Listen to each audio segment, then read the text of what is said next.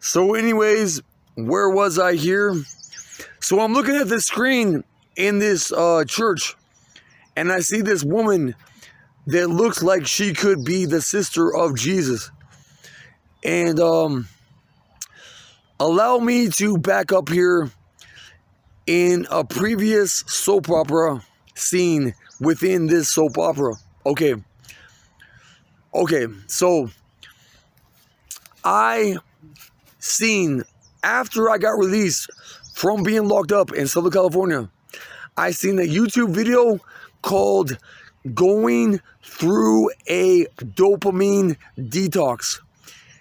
And it says, for instance, if you go from a boring situation to a normal one, again, you will laugh more easily and loudly, for instance.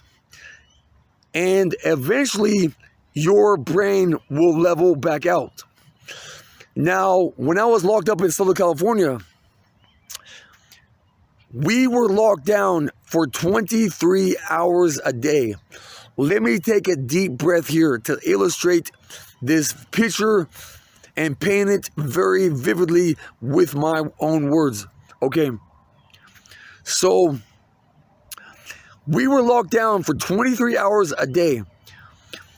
And we're just in jail. Okay, we're just in jail. And for 1 hour a day, we get rec time.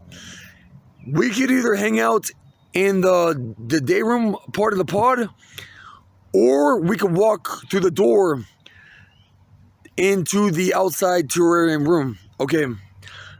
And we could watch TV, you know what I'm saying? So we had that small amount of time for rec time. And then they transferred me to a different jail. And now all of a sudden, they only give me one session for rec time out of the entire week. Okay. And when we go out for rec, this is not even outdoors at that. Okay. Now, so we're in more boring of a situation. I was in an even more boring situation than even before. And then to top it off, on top of that, there was this one dude, when everybody locked down, there was this one dude that wouldn't lock down when everybody else did. And he's all yelling at the deputies through the mirror windows. Hey, you motherfuckers, you got me on some fabricated bullshit. I'm innocent. He says in so many words along those lines, this and that. And they announce calmly, you know how deputies, security guards are when they announce messages over the intercom. They're in that fucking robotic, monotone way of speaking, you know what I'm saying? And the deputy says, lock it down, and please lock it down, this and that, you know what I'm saying? And I kid you not, dude, this motherfucker takes this metal door from this metal sink. He fucking rips that motherfucker off the sink, takes that metal door and fucking slams it, fucking throws it at the windows. You have the top windows, the bottom windows, and the windows on the door. Every single last time, which was a good 7 different solid times, every single last time he threw that door out a window, which was the top ones, the bottom ones, and the door. He must have had target practice with this fucking shit, dude, because every time he threw that metal door, he could hit that fucking metal door with perfect fucking aim, where the corner of that metal door would fucking hit the windows, hit a window, and the pressure point of that point would fucking ripple out and crack around that fucking that one spot. You know what I'm saying? He hit the top windows, the bottom windows, the fucking door windows. You know what I'm saying? So now all of a sudden, they call in the deputies they start firing off fucking pepper balls at his ass. You know what I'm saying? And so they finally subdue his ass and take him out. I don't know what happened to him next, you know what I'm saying, after that. But so now all of a sudden, we're locked down 24 hours a day for the next 4 or 5 days straight. You know what I'm saying? So then my dopamine is even lowered down even more than that. Okay. And then on top of that, to top it off even further, they would put people in my cell and in the same pod to physically test me, to get a bad reaction out of me, to where they could justify in their own mind giving me medication, which was like Haldol, which was a highly effective, it's a highly effective tranquilizer and dopamine antagonist, which I believe means that it blocks your dopamine. Okay, so you talk about my dopamine being dropped down. This was like that fucking song. You know, whatever that song is, where people they go underneath that bar. You know what I'm saying? This was about as far down as my dopamine could be dropped down, without burning it all the way out from hardcore, from using hard drugs. You know what I'm saying? I've never done any hard drugs. I never will, because my mom told me they'll make you age faster. And it says in that YouTube video, going through a dopamine detox, that meth will burn out your dopamine the fastest and the quickest. Okay, so in all other ways, I've had my dopamine drop down as about as far down as you can get. So then when I get released, I'm laughing at the absolute dumbest ass fucking shit, dude. Okay.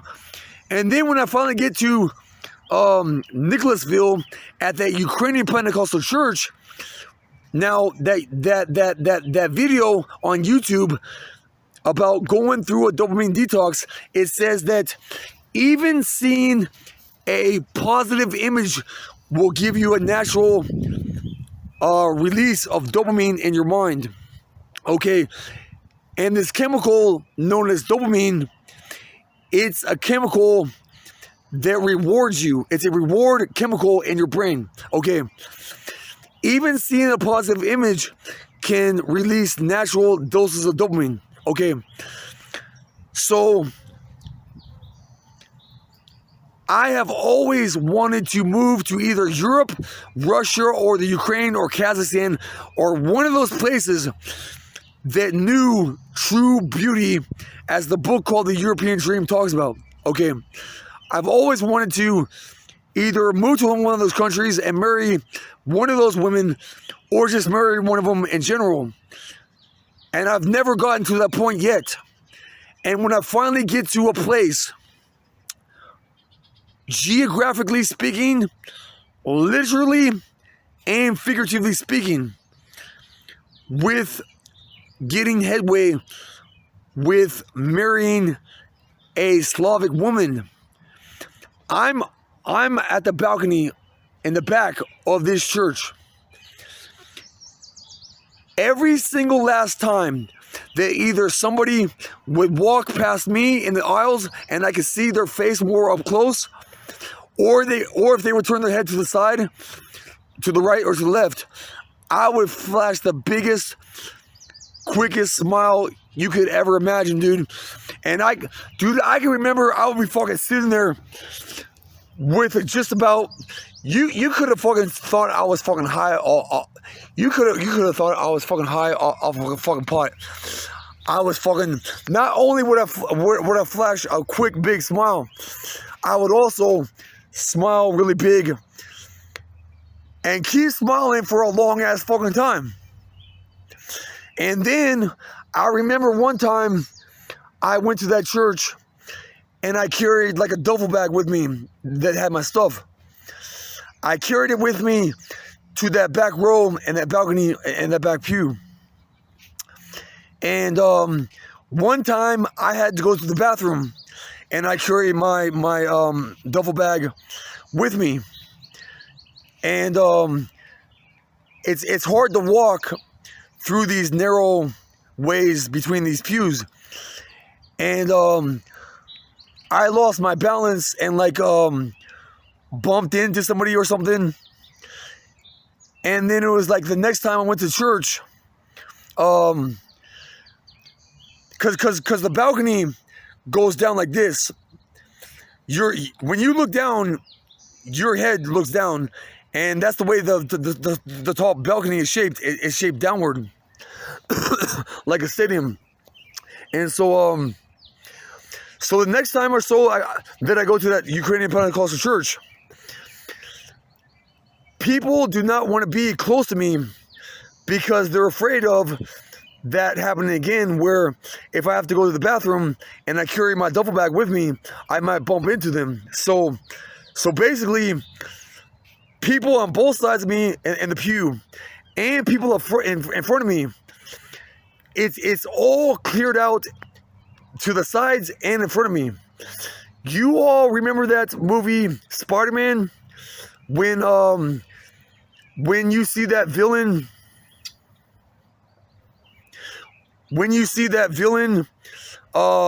float down from the sky in New York City, in Times Square, and Spider-Man's looking up at the sky at this villain floating down to the ground, and at one of the big screens on one of these big buildings in Times Square, I think it is, there is like arrows lighting up, kind of like a turn signal, the modern like a modern turn signals, but it wasn't red, it was white, and it was lighting up, one triangle at a time, lighting up, pointing to that villain. Now, this is kind of like that movie, and it made a triangle, because they had somebody that was preaching or whatever, and they had all the youth, all the real, not like the people around like 13, 14, 15 and on up, like around like 5, 6, 7, maybe 8 and younger. Okay. And they had the males on one side and females on the other side. And out of all these people cleared out around me, it made the shape of a triangle. Yeah, just like on the movie. But this was just one triangle. And you had the little kids that were boys on one side, and the females on the other side. And this shape of the triangle points like right at the young girls. Okay. Now, I only agree with Mary 1, so don't misinterpret what I said, okay? So when I see this arrow pointing towards these young girls, I notice somebody's cell phone. You know those things on the back of the pews that hold the hymnals, the hymn books, and the Bibles? This one dude put his cell phone in that holder, and I could see what time it was. And it read exactly 7 o'clock on the dot. The first time I glanced at it. Okay, now, I was probably already smiling at the time with a permagrin, you know what I'm saying? Like I fucking fried my brain with marijuana.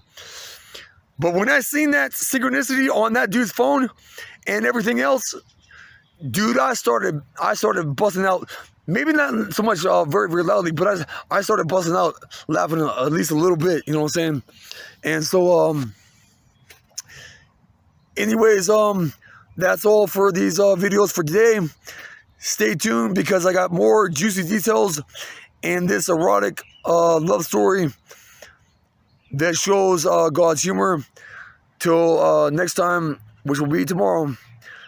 Bye for now. Cut.